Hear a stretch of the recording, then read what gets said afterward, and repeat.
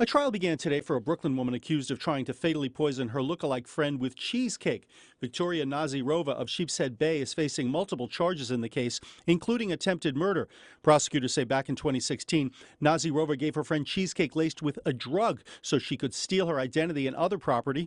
The friend survived. Nasyrova denies the charges. If convicted, she faces up to 25 years in prison.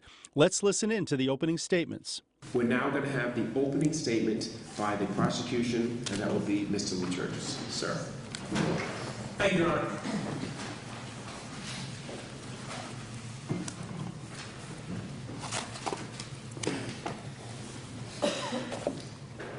Good morning, everyone. Good morning. Thank you for coming back. You know, I spent a lot of time over the weekend thinking about how I was going to begin this opening statement for you. And the more I thought about it, the more I couldn't get past a young lady who was present here last week. She was sitting in the seat that Ms. Narji is in right now. And when she was asked some questions about the judge, about her feelings on the case, she said something like, you know, I kind of find it to be a joke that someone would poison somebody with cheesecake. She kind of laughed it off. Well, I'm here to tell you, ladies and gentlemen of this jury, that this is not a joke, and we are not kidding around. There is nothing funny about what happened to a woman named Olga Zvik on August 28th, 2016, in her home at 6445 110th Street, Queens County, no more than 2 miles away from this courthouse, by the way. Alone in her bedroom. She wasn't giggling or having a good time. She was violently vomiting. You see, this woman was very, very sick. And it wasn't some random upset stomach that she was experiencing. This woman was floating in and out of consciousness. She was dizzy. She was disoriented. She didn't know where she was. And she was terrified that there was something seriously wrong with her. And to make matters worse, she was basically alone in her room. And as the facts will show in this case, that wasn't a mistake either. Someone had left her there intentionally for her to die alone. She was found almost 24 hours later by her friends, thankfully. And I can tell you, she wasn't laughing when paramedics had to pull her from her bed and load her onto a stretcher because she was too weak to take her own feet. And when she was rushed to the emergency room of New York Presbyterian, here in Queens County, with her friend Marina by her side, she wasn't cracking jokes in the emergency room. She was hallucinating. She thought that the people around her in those white coats, she thought they were angels. She actually said she thought that she was in heaven.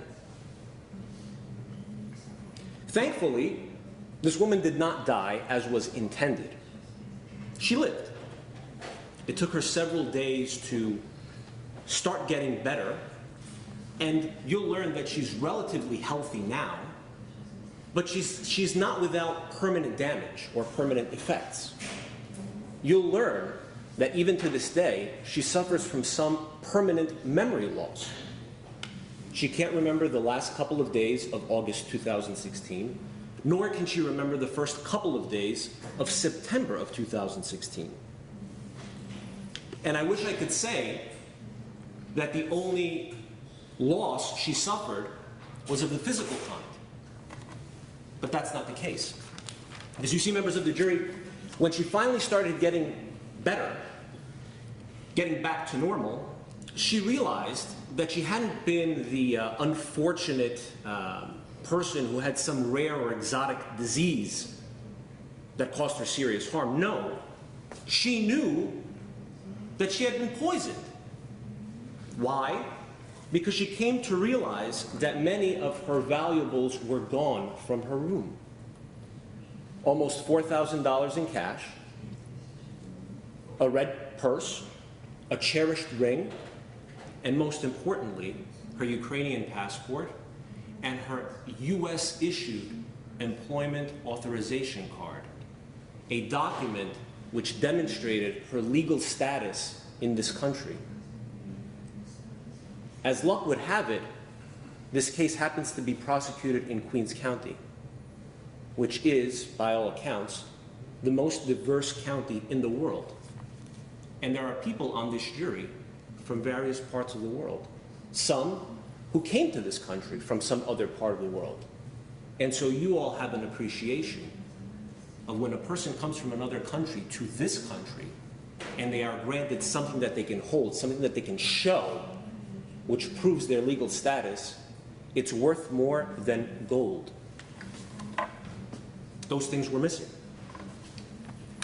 That's when she knew that someone had targeted her. Someone had done something to harm her, to kill her, and to take her things. So if I haven't been clear, let me be clear now. This is not a joke, and there's nothing funny about this. The person who targeted Olga Zvik, the person who intended on killing her, the person who took everything that meant of value to her, is in this room. She's seated right here. It's the defendant, Viktoria Nasyrova. In 2016, you'll learn that this woman concocted a cold and calculated plan to isolate Olga Zvik, to get her alone in a room, to poison her, to try to kill her, and to take her identity, along with other valuables as well. But what the evidence will show is that it was her identity that she was after. During the course of this trial, my colleague, Assistant DA Nicole Rella, and myself are going to prove certain charges to you beyond a reasonable doubt. We're going to prove these counts with the evidence that we're going to bring before you. Specifically, we will prove that the defendant is guilty of attempted murder in the second degree. We'll show you that this defendant formed the intent to cause the death of Olga and then acted on that intent by attempting to cause her death.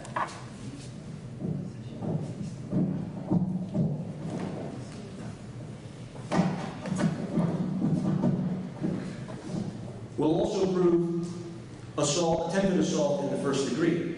We'll prove that the defendant formed the intent to cause serious physical injury to Olga and then attempted to do so by means of a dangerous instrument.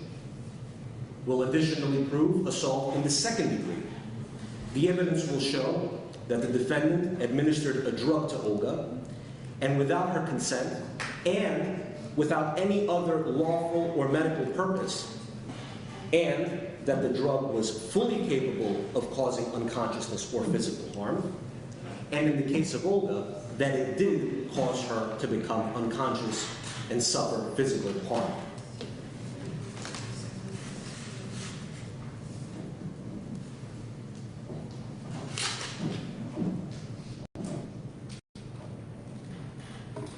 Additionally, they could have given this to me in the beginning, you know. Additionally, we're going to prove that on the night in question, the defendant restrained Olga to her room under circumstances which exposed her to a risk of serious physical injury, constituting unlawful imprisonment in the first degree. We'll also prove grand larceny in the third degree, in that the defendant stole over $3,000 of Olga's hard-earned money. We'll prove petit larceny for the non-monetary items that she stole, including the identifications, as well as criminal possession of stolen property in the fifth degree, in that she stole and later possessed those same items. We're going to prove to you that this all happened on or about and between August 28th of 2016 and August 29th of 2016, and that it all happened here in Queens County. Now, to get to where we are now, we're going to have to go back in time. Not to 2016, but even further than that, to 2014, so that you can all have an understanding of how this story goes back to that particular year. A year that was very different in different ways for Olga and for the defendant. You see, in that year of 2014, Olga was living in Ukraine. She's a Ukrainian national. At the time, she was living through the Crimean crisis. This was the first time that Russia invaded Ukraine back then. And while things were not nearly as bad as they are now, it was still a time of uncertainty for people in that country. So Olga decided that she wanted to move to the United States of America.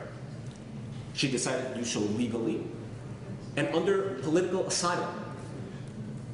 She had to seek permission from the government to do so. And in that year, she was granted the authority to come here legally under political asylum. With the help of her friend Marina, the lady I mentioned earlier, who had already been living here, Olga was able to find a place to live. Marina suggested that she live with her uncle, with Marina's uncle, a man named Alec Ishakov, who was the owner of the two-story private house located at 6445 110th Street here in this county. He was a widower. His wife had died. He was alone. He didn't speak much English, and he had some health problems. So this was a potential mutually beneficial scenario for these two people. He could have someone in the house who could help him, if need be, but also for Olga, she could be living with someone whom she could trust. I say trust because that's going to be a very important aspect of this case. Olga came to this country speaking minimal English. She didn't really know anybody. She had no family here. She wasn't married. She had no kids or any other connections. So she needed someone that she could trust. And as you know from your life experience, people from particular parts of the world, when they find other people that share similar cultural backgrounds, speak the same language, and have same life experience, they come to rely and trust more in these people than some others. And so Olga came to the United States and she moved in with the person you'll come to learn was called Uncle Alec. That's how they referred to him. She lived on the second floor of that room in a bedroom. It was her own. No one else lived upstairs with her. In the years to follow, she started to work as an esthetician. Specifically, she would do eyelashes. She got a job in a salon, and women would come to her, and men sometimes too, I suppose, for eyelashes, either repair, to make them larger, to make them look more attractive. That was her job. She did it for a period of time, and during that period of time, through her legal status, she applied for and received from the United States government something called employment authorization. And it wasn't simply an authorization, it was actually a card that they gave her. Looks like a driver's license almost. It's a photo ID card, and on the card is her personal information, her date of birth, where she's from, her home address, things that make it clear that the person who holds that card has legal status here. And like I said before, this was a very important thing for Olga. So she lived here, she worked here, she made friends here. Put simply, the woman was living her version of the American dream in this country.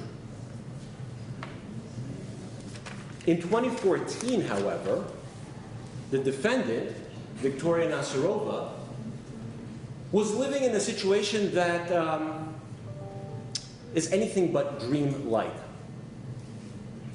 She was living in Krasnodar, Russia, when in 2014, she became a person of interest in a criminal investigation of a serious nature. As a result of that investigation, sometime in 2014 or 2015, the defendant fled Russia in order to distance herself from that criminal investigation. And in 2015, sometime in the summer, the Russian government issued what's called a red notice.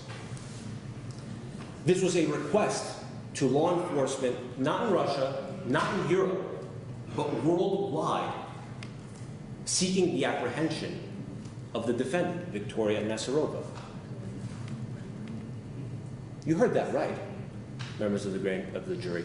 In the years 2015, 2016, 2017, the defendant, the woman who's sitting right there, no more than 20 feet of you, was an international fugitive.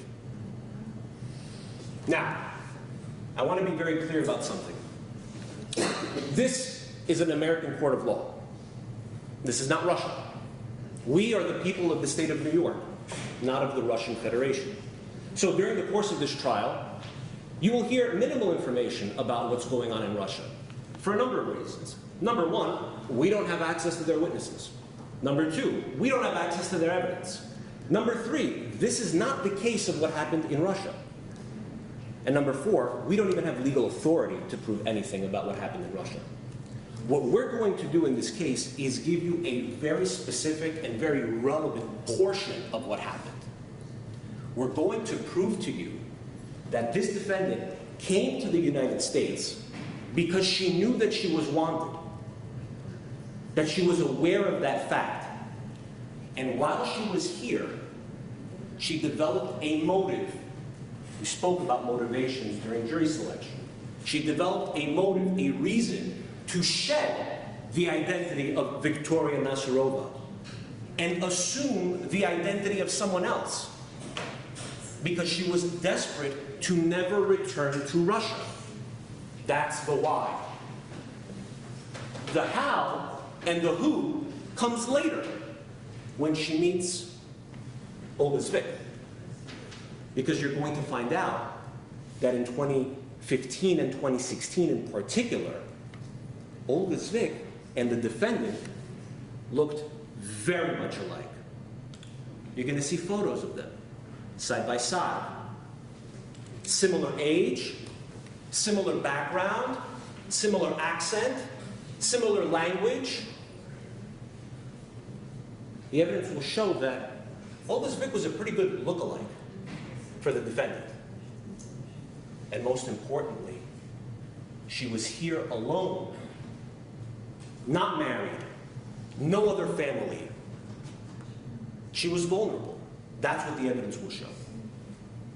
We're going to prove to you that this woman was the perfect target for the defendant. So how did they meet? What's the actual story of what we're going to talk about and what you're going to find out? They met through the salon in 2016. Olga was working in a salon that is located here in the Forest Hills, Kew Gardens area. Again, not very far from the courthouse. And through clients, she came to meet the defendant, who became a regular customer of hers. But you're going to learn that there was something peculiar about what was going on. Through the number of conversations that they had, and you can imagine when services like that are rendered either in a barber shop or a nail shop or wherever, there's conversation between the service provider and the person who's there for the work. Olga learned some things about the defendant that were somewhat peculiar. First, the defendant lived in Brooklyn, and she came all the way to Queens to get her eyelashes done.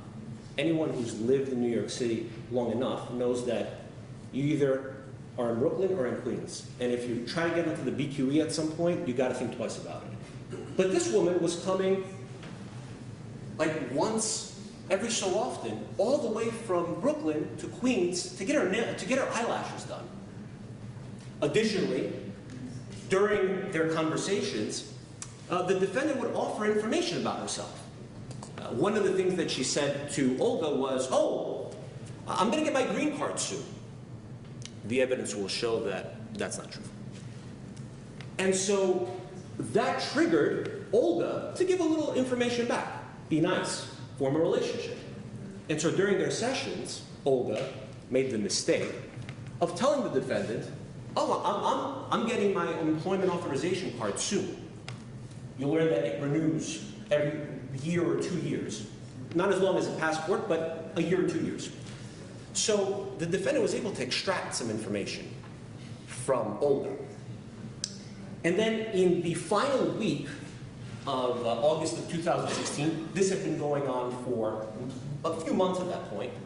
In the final week of August 2016, the defendant went to the salon, as usual, and had an eyelash repair. At the end of that week, no more than a few days later, she called Olga, panicked. And she told her, I need an emergency eyelash repair. Now, members of the jury, we're going to prove to you a number of things in this case. We're never going to be able to prove what an emergency eyelash repair is. I have no idea what that is. But that's what she needed, apparently. And she was very desperate to get this done over the weekend, which is atypical.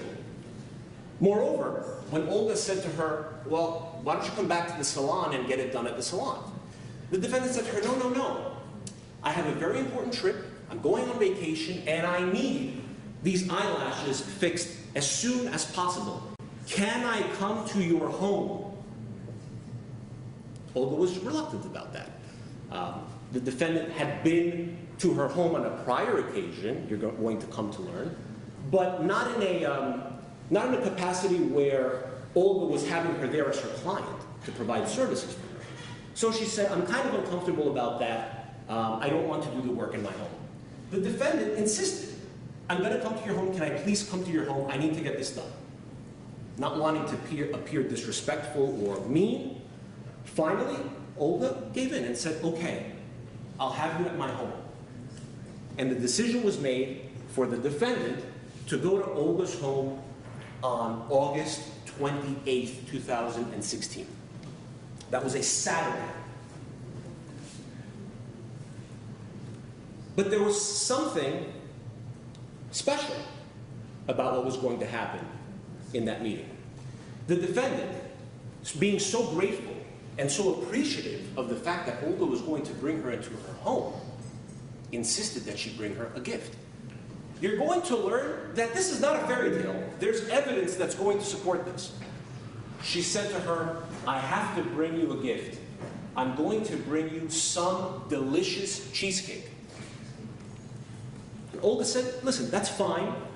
You don't need to bring me anything. Come to my house. I'll provide the service for you. You don't need to bring anything. No, no, no, said the defendant. You're going to love this cheesecake. You have to try it. Again, not wanting to be disrespectful or rude, Olga said, fine. Just come already. And so the defendant showed up to her house with a small plastic see-through container of cheesecake.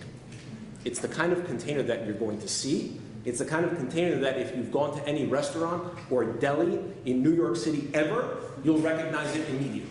It's small, it's a square shape, it has a clam-style top, and they use it everywhere. Inside that container were 3 pieces of cheesecake. And when they entered the house, the defendant said to her, you have to try it. You have to have some of this cheesecake. Olga finally relented at one point or another, as you'll learn. And importantly, as the evidence will show, while they were in her room, the defendant opened the container, took 2 of the 3 pieces, you'll find out that they were small, took 2 of the 3 pieces and ate them in front of Olga, leaving only 1 piece of cheesecake that Olga could choose from. Now again, it's in her home, she has a guest who's bringing her a gift. Whether or not she really wanted a cheesecake at that time didn't really matter to her. She's going to eat it because it was brought to her. And so Olga eats the cheesecake. In those moments, she immediately gets sick. She starts to vomit, she starts to feel awful, and she starts to get worse and worse and worse. And the evidence will show the defendant did not stick around. The defendant wasn't there when the paramedics showed up. The defendant wasn't there when Marina Sajic showed up. The evidence will show that in that period of time, the defendant did what she went there to do and steal those particular items from Olga's fig, leaving her behind to die.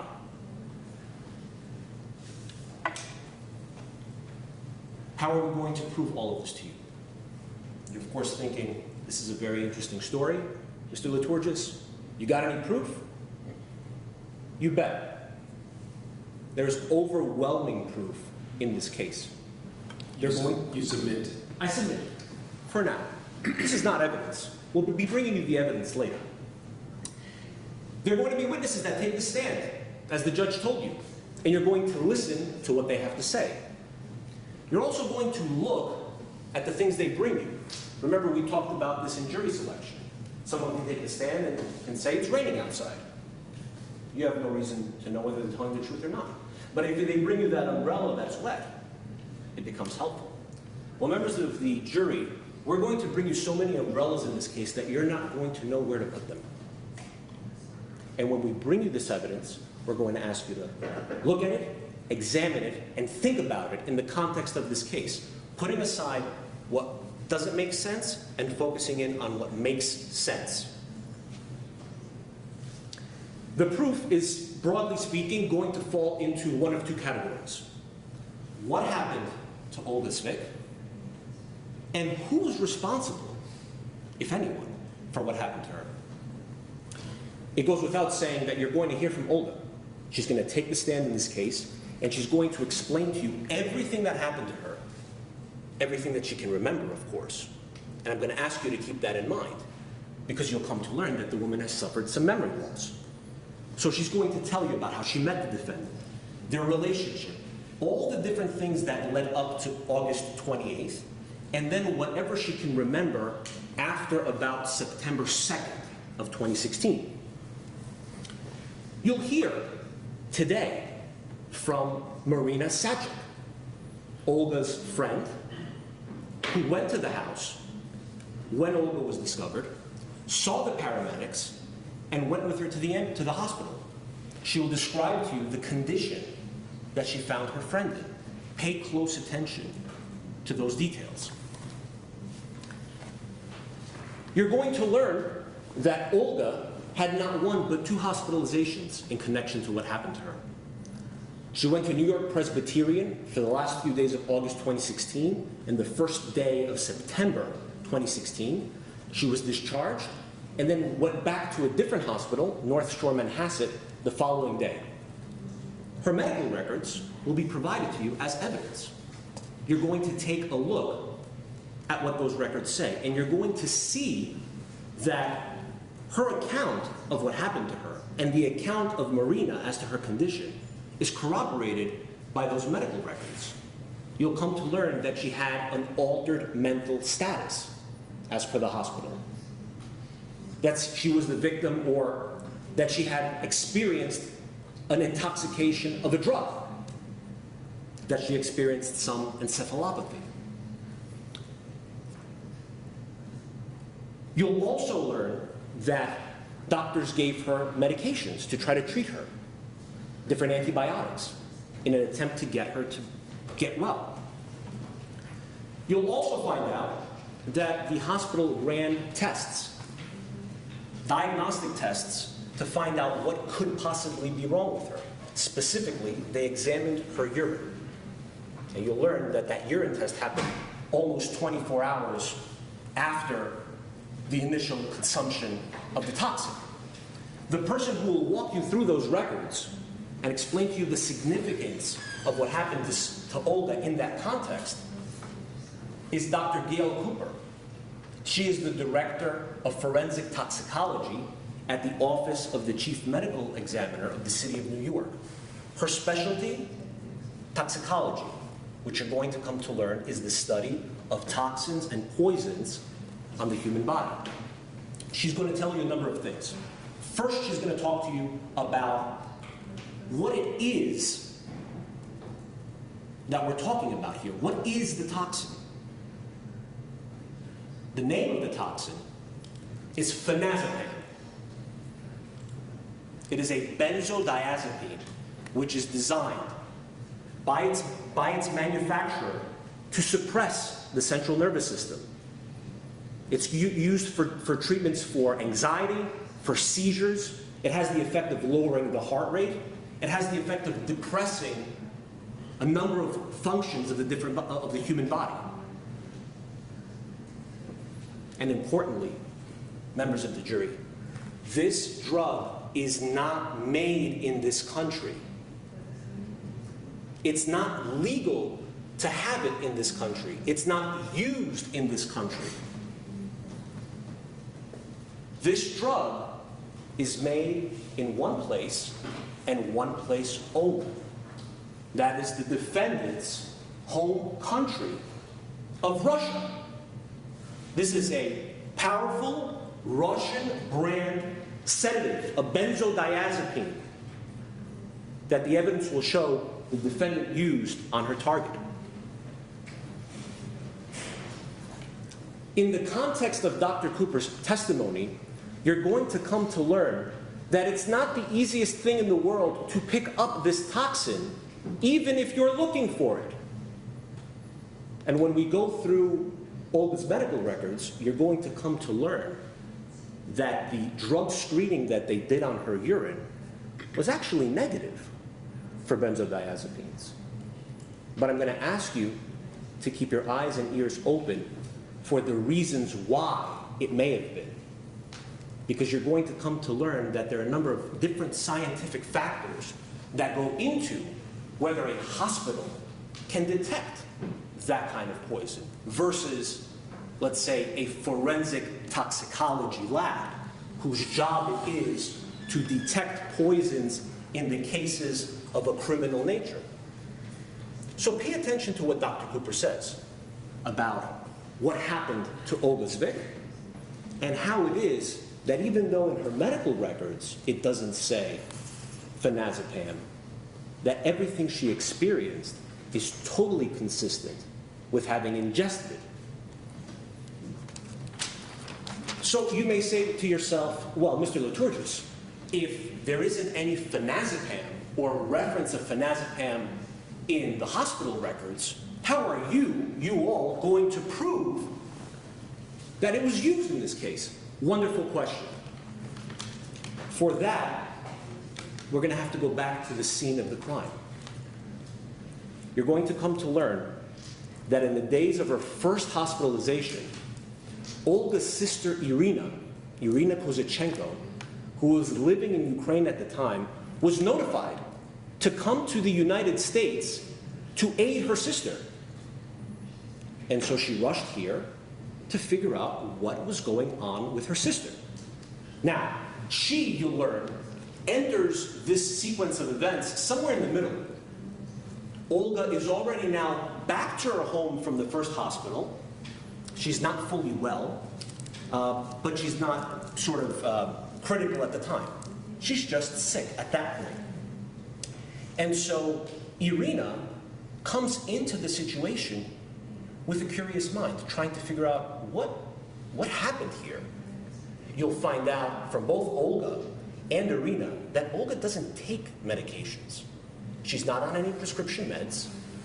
She barely ever takes painkillers or things like that. She barely ever drinks alcohol. So her sister was curious to find out, what happened here? And so they start to look in and around the bedroom. And they realize that there's cash gone, jewelry's gone, a purse is gone, and most importantly, those valued documents. You're going to hear that Irina looked specifically in the drawer that she knew those documents were kept in.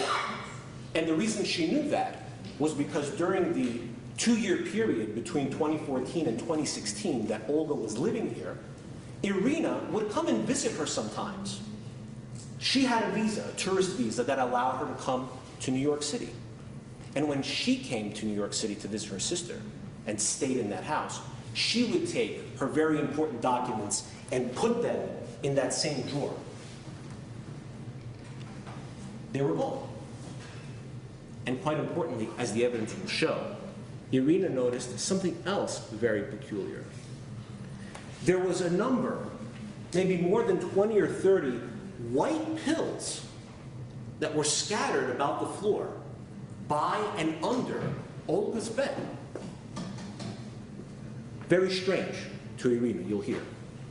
So she gathered them, put them in a little bag, and gave them to her sister Olga, and said, you need to find out what's going on with this. Additionally, Irina was the first person to welcome police in the house and inform them that something strange was going on. What you're going to learn is that when Marina showed up to the house on the night that she was called, there was no reason for her to think that there was something criminal that happened. Her friend was sick, she was in critical condition, at least to her eye, and she wanted to get her help immediately. So it was only until a couple of days went by that these people called the police. It was only after they realized that property was missing that they decided to say something to the NYPD. And so the NYPD investigated. You're going to hear specifically from police officer Aaron Ryan, who was at that time part of the evidence collection team of the New York Police Department, who is now in the crime scene unit of the New York Police Department, whose entire specialization as an officer is to go to crime scenes and collect evidence. She was notified to go to that particular house in the first week of September. And when she went there, she was told about what happened, and she started to look for clues. What did she find, members of the jury? You will learn that in the house, the defendant had left behind the cheesecake container. It was there for the police department.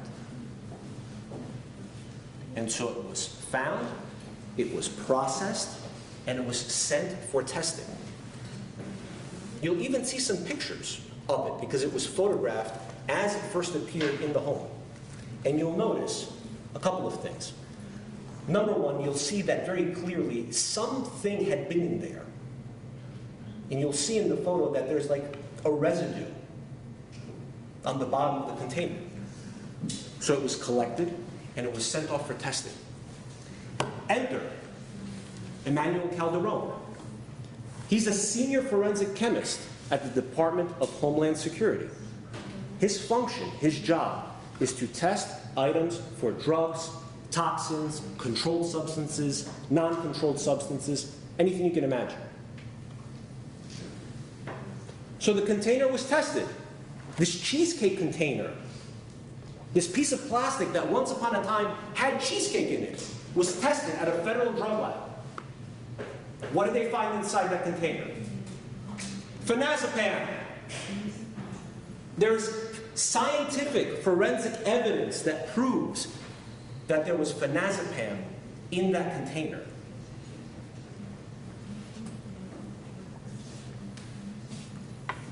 But what about the pills?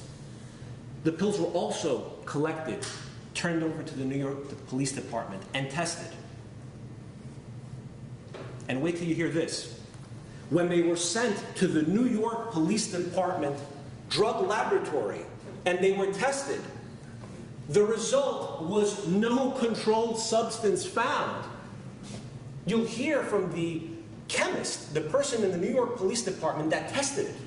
And she'll tell you, we tested it for a number of different things, and it came up as no controlled substance.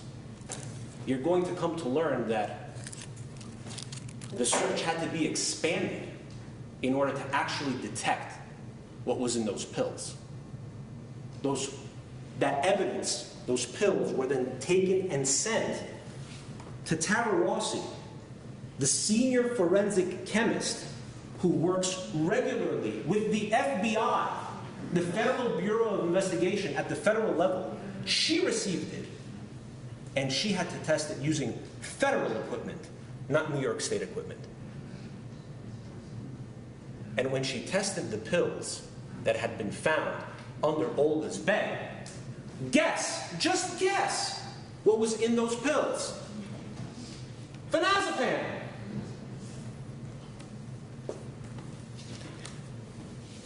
You're going to come to learn in the course of this case, through the evidence that we present you, that everything was done in this case very carefully and very methodically by this defendant.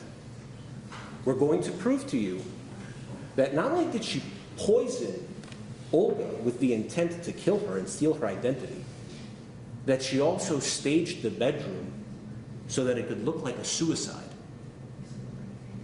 One of the things that we're going to prove in this case is that this defendant is a very smart individual. That's the evidence as to what happened. Now is for the evidence as to who could possibly be responsible. Well, you're going to hear about the defendant, a limited amount of information in terms of what happened in Russia. You're going to hear specifically from a woman named Nadezhda Ford. You'll come to learn that Nadezhda was born and raised in Russia and then came to the United States and was living here during 2014. Nadezhda's mother lived in the city of Krasnodar, Russia, by the name of Alla Alexenko. Nadezhda came to learn that there was a very friendly neighbor, next-door neighbor, of her mother's. You guessed it, the defendant, Viktoria Nasyrova. And in October of 2014, you'll come to learn, Nadezhda Ford, who had a very close relationship with her mother, came to grow suspicious that something was going on in her mother's apartment. You're going to come to learn that she didn't hear from her mom for at least a day, which in her life was very, very atypical, very strange. So then Nadezhda Ford got on a plane and went to Krasnodar to find out what was going on with that situation. You're going to also learn that she had contact information for the defendant. This was, after all, her mother's next-door neighbor, someone she had seen before, someone she had spoken to before, and she called up the defendant and said, "Something strange is going on. Do you know what's going on?" And the defendant told her, "Everything's fine. I saw your mom. I was in her apartment the other day. Everything's fine." It wasn't good enough for Nadezhda Ford. And so when she didn't hear from her mom, she flew to Russia, where she informed the police about her suspicions and confronted the defendant about exactly what happened. Again, you're not going to learn about everything that happened in Russia, and it's ultimately going to overrule. What you're going to find is a specific set of information from this witness. You're going to find out that she conveyed her suspicions to the police and that Viktoria Nasyrova became a person of interest in an investigation, particularly when Nadezhda Ford went inside of her mother's apartment and noticed that there were several things missing, including cash, coats, and other items. You're going to come to learn that the defendant did not stick around to find out what the end of that investigation was going to be. She fled Russia. You'll hear specifically from Special Agent Sean Quinn of the Department of Homeland Security that in the summer of 2015, the Russian government issued that red notice for the defendant, seeking her apprehension. It was the kind of thing that was available to any law enforcement personnel in any city, town, or state of this country.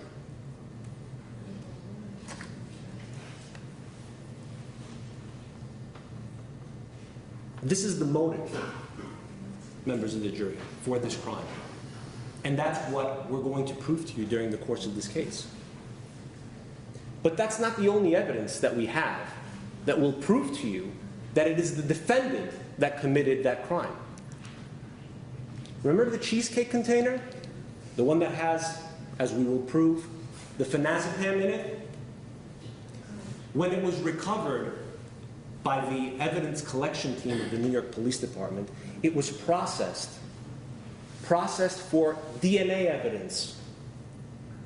And when it was tested, it was revealed that there was a single source, unknown at the time, but a single source contributor to that container, belonging to one unknown female.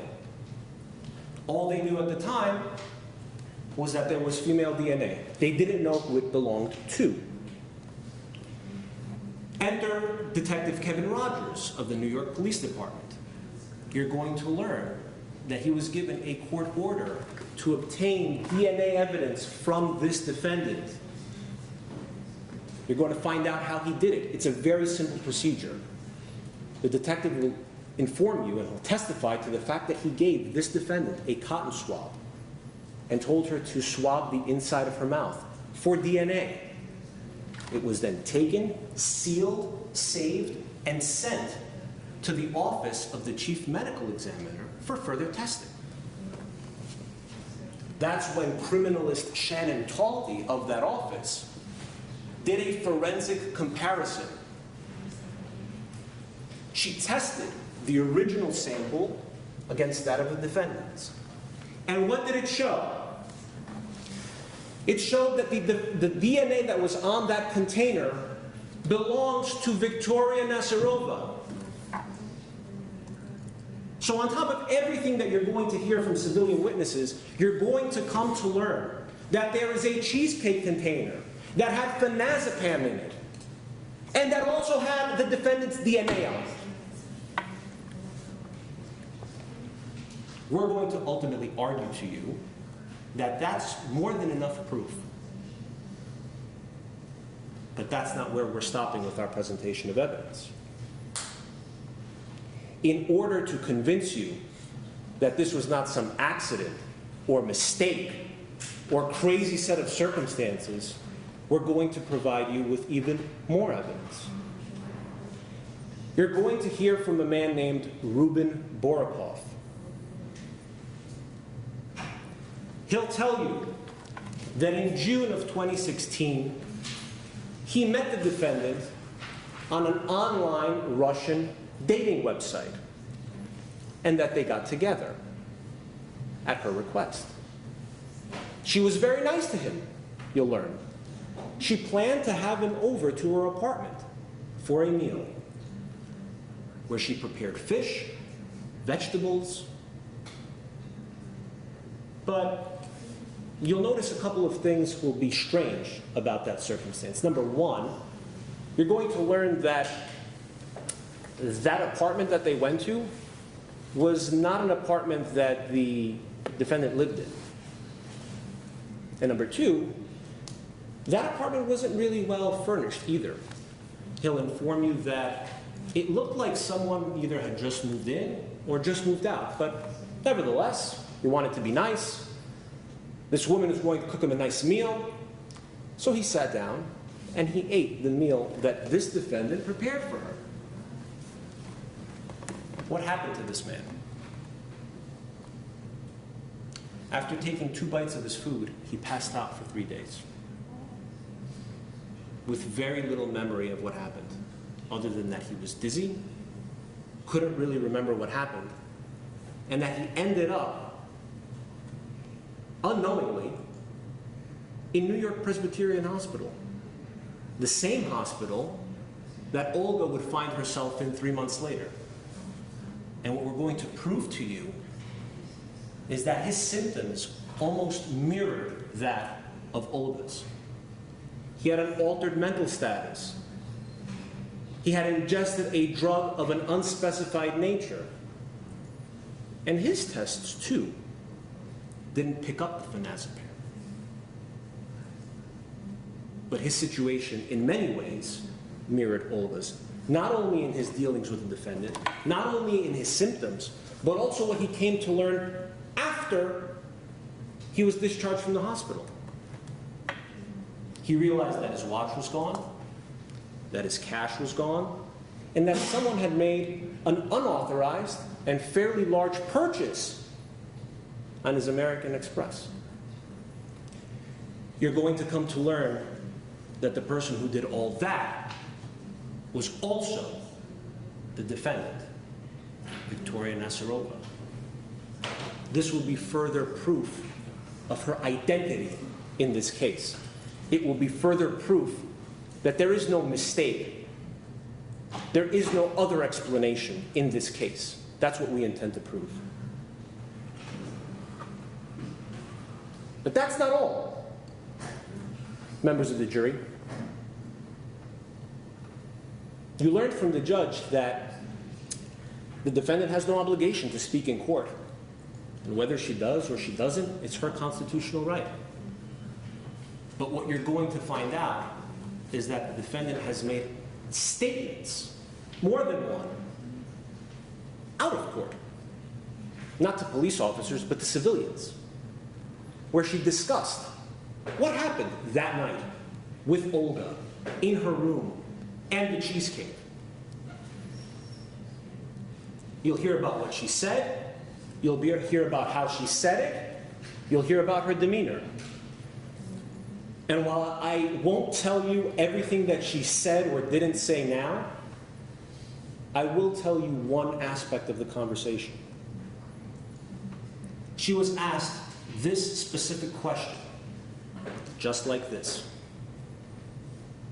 There is a woman named Olga who looks a lot like you, who says that you poisoned her with a piece of cheesecake in order to steal her identity.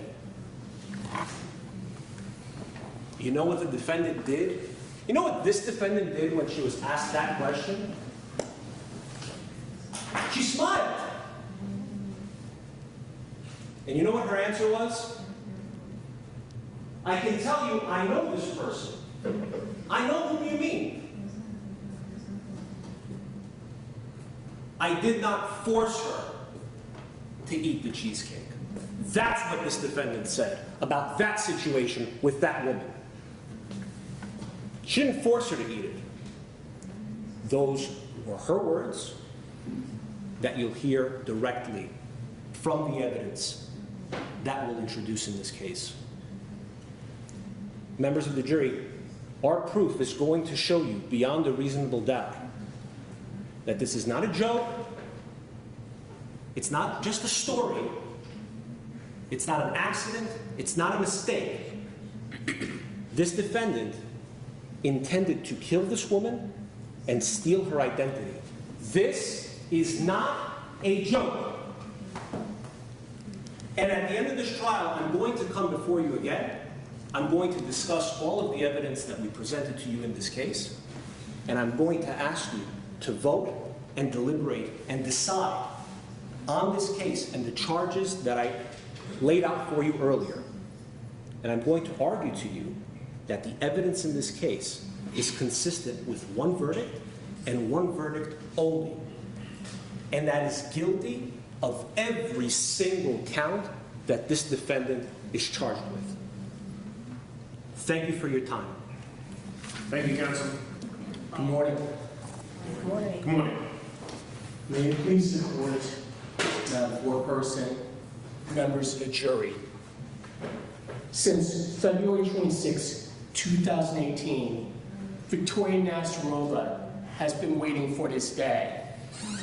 It's because it was on that date that she was arrested in this case for these allegations, and her life was turned upside down. Now, we talked about during jury selection, keeping an open mind, waiting until you hear all the evidence, waiting until you hear the instructions from the judge at the end of the case before coming to any conclusions. And we selected you because we believe that you will be fair and impartial jurors in this case. But you will be the ones to decide the facts of this case, to decide if the government has proven their case beyond a reasonable doubt. The government can't tell you what to decide. The judge will not decide for you the facts of the case. I will not decide for you the facts of the case. You will be the ones to decide at the end of the case whether or not the government has met their burden. This is not some television drama.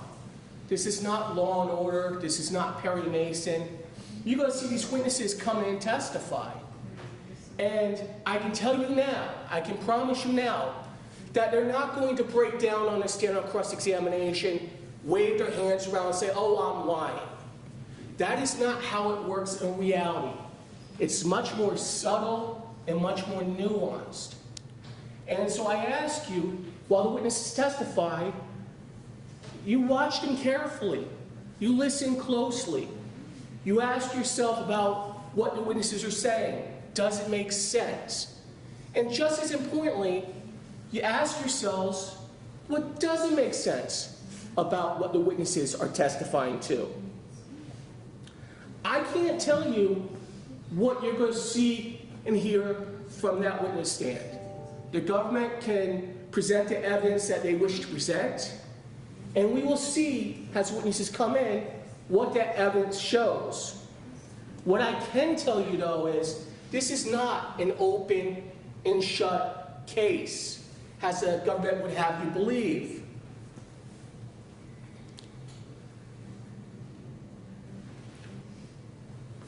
As the court said before opening statements, this is a preview of evidence. It's like a preview in a movie theater. You go to the movie theater to watch a movie, and you got your popcorn, you got your candy, you got your soda, you got your nice seat in the theater, right? And you're getting ready to watch a movie, and the previews come on. And you see a preview for a movie, and it looks great. It looks like it's got everything, all sorts of drama. It's very compelling, and you get a feel for what the story's going to be from that preview. You say, I want to see that movie. So the next week, you come back. You buy your movie ticket. You get your popcorn, you get your candy, you get your drinks. You get your nice movie theater seat, and you watch that same movie that you saw the preview of the prior week. And we've all had the experience where the movie did not live up to the hype. The story was not the way it was portrayed in the trailer. The movie was lacking. It did not deliver as it promised. I submit to you that that's how the government's case will be. Now, I'm not looking to get Ms. Nasyrova off on a technicality. I'm not trying to get her off using some sort of legal loophole. But make no mistake about it, we are here today because Ms. Nasyrova is not guilty of these charges. I'm confident, after you've reviewed all the evidence in this case, and you've been instructed on the law by the judge, and you go back to the jury room to deliberate, that you will determine the government has not proven their case beyond a reasonable doubt. And at the end of the case, I will stand up for you, before you, and I will ask you to deliver the only verdict that justice dictates in that scenario, and that is to find Ms. Nasyrova not guilty of all counts. Thank you very much for your time. Thank you, counsel. Stay with CBS New York for continuing coverage of the entire trial. We'll have a full report on today's events on CBS 2 News starting at 5.